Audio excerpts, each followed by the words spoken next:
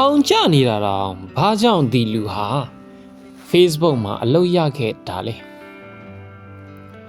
မဖြစ်နိုင်ဘူးလို့တော့ထင်စရာကောင်းတယ်မလားဘာကြောင့်လဲဆိုတာတင်ဆက်ပေးပါမယ်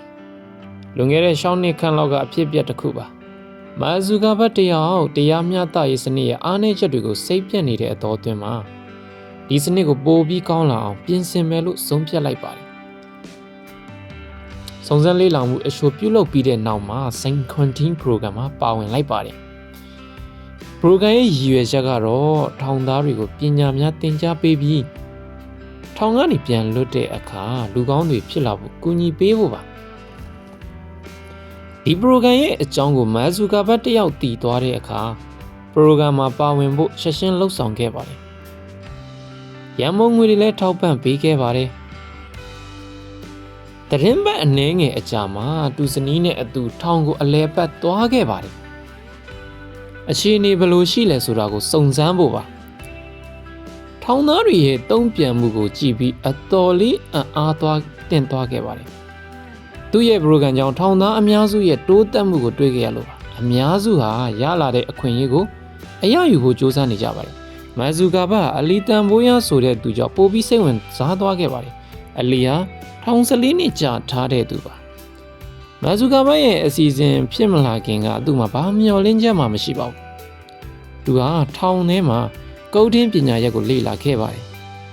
ကုတ်တင်းဆိုဒီမှာကွန်ပျူတာဆော်ဝဲရေးဆွဲခြင်းအလုပ်ဖြစ်ပါတယ်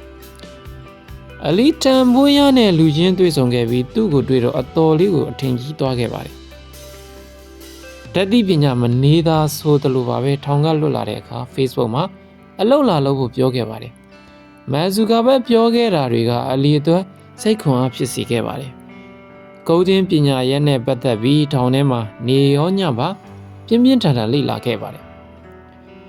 ထောင်ကထွက်တဲ့အချိန်မှာ Facebook မှာအလုပ်ရခဲ့ပါတယ်